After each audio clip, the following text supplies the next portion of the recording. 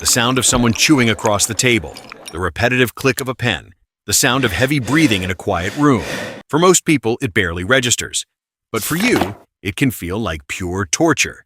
That same seemingly harmless sound can trigger reactions that go far beyond simple annoyance.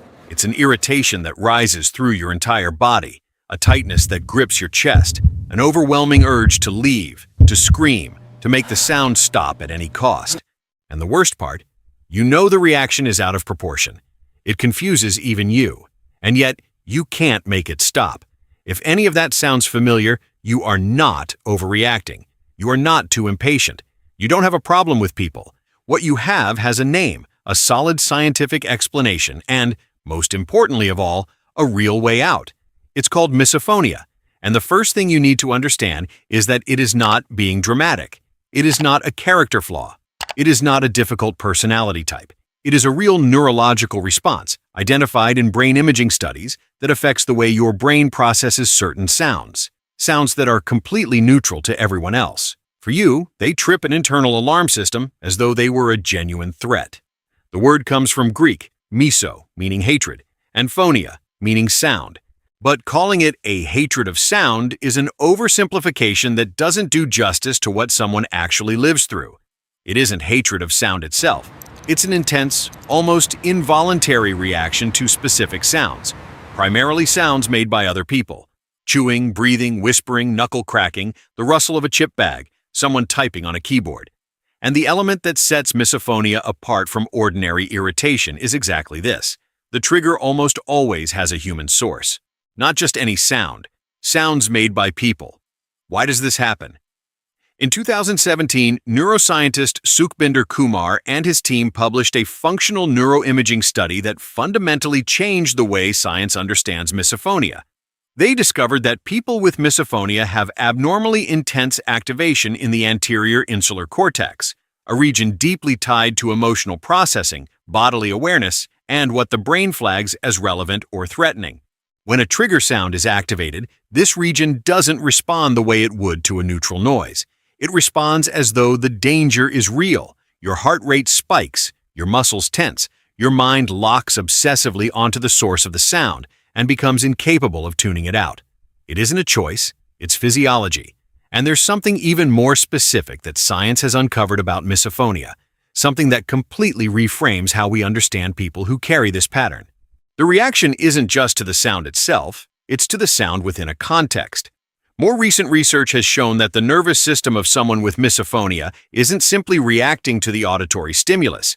It's reacting to the brain's internal representation of the movement of the person producing that sound. It's as if the brain mirrors what the other person is doing, and that activation fires the alarm response. That's why the same chewing sound made by a stranger in a busy coffee shop might not register at all. And the exact same sound made by someone sitting next to you at the dinner table can feel unbearable. It isn't about the sound. It's about the person, the context, and the level of tension that already existed before the sound even started. It's also worth saying clearly, misophonia rarely shows up completely on its own. It often travels alongside anxiety, OCD, traits of ADHD, or characteristics on the autism spectrum, and none of that makes it more or less valid. It doesn't make the picture more serious or weaker. It simply helps explain that highly sensitive nervous systems tend to express themselves in multiple ways at once. If you identify with more than one of these patterns, that isn't a pileup of problems. It's the same system speaking through different channels.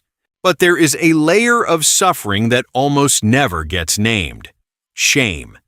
Because misophonia is one of those conditions that is completely invisible to anyone on the outside.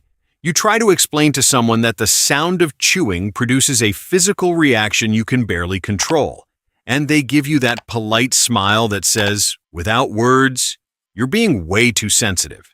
And so you begin to doubt yourself. You police yourself. You get angry at your own reaction, which makes the reaction worse, which generates more anger, which creates more tension, a cycle that doesn't stop because the fuel is you fighting against what you feel. And to cope, most people do the most logical thing imaginable. They start avoiding. They wear headphones everywhere. They stop being able to eat with their family. They build elaborate strategies to never be near trigger sounds. And those strategies work. in the very short term, because in the long run, avoidance doesn't teach the brain to respond differently. It teaches the brain to confirm that the sound is dangerous. Every time you flee, your nervous system learns, yes, that was a threat. We were right to sound the alarm. And the next trigger comes faster, more intensely, with an even lower threshold. You are not the problem, but the way your nervous system has learned to react up until now can be retrained, without shame, without rushing, but with direction. And that difference is everything. Because the internal battle, the anger at yourself for reacting this way, is exactly why the cycle sustains itself and keeps intensifying.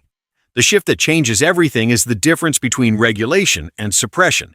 Suppression means swallowing the reaction, gritting your teeth, pretending it isn't happening. That teaches the brain nothing. It only builds internal pressure until it blows in some other direction. Regulation is different. Regulation means noticing the reaction in the moment it begins to rise and stepping into the cycle before it takes over. One of the simplest and most well-documented techniques is attentional anchoring. When a trigger sound is activated, force yourself to mentally identify 3 objects of a specific color in your environment. 3 blue things, for example. This exercise sounds small, but it forces the brain to split its attention between the trigger and another piece of sensory input. And that simple redirect can reduce the intensity of the response while your nervous system works toward longer-lasting change.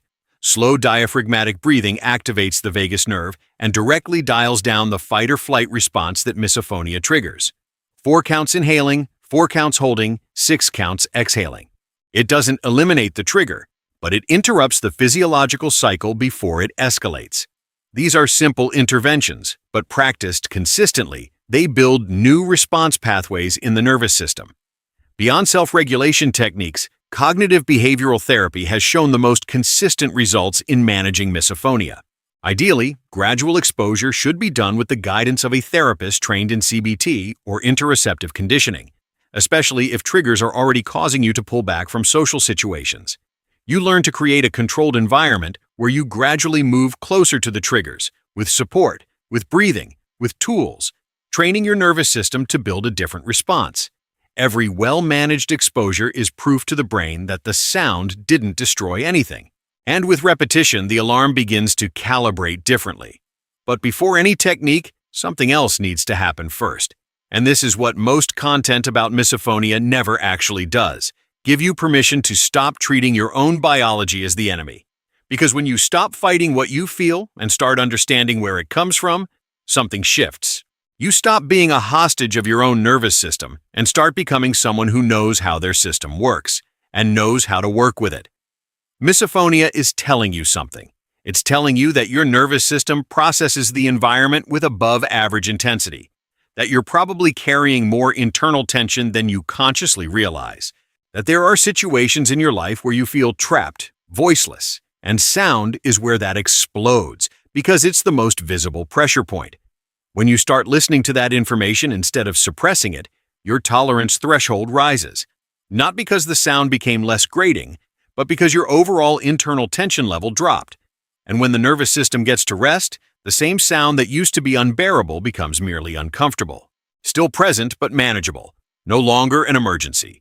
You've made it this far, carrying something most of the people around you don't even know exists. Carrying in silence the exhaustion of reacting to things that look small but aren't, and still having to explain yourself to people who don't get it. That is tiring in a way that goes beyond the physical. It is the exhaustion of being misunderstood, even by yourself. But now you know. You know it has a name, that it has proven neurological roots, and that there is a path forward, a path of retraining the nervous system, of reducing self-criticism, of concrete tools to step into the cycle before it overtakes you. That changes everything. Because when you understand the mechanism, you stop being swept away by it.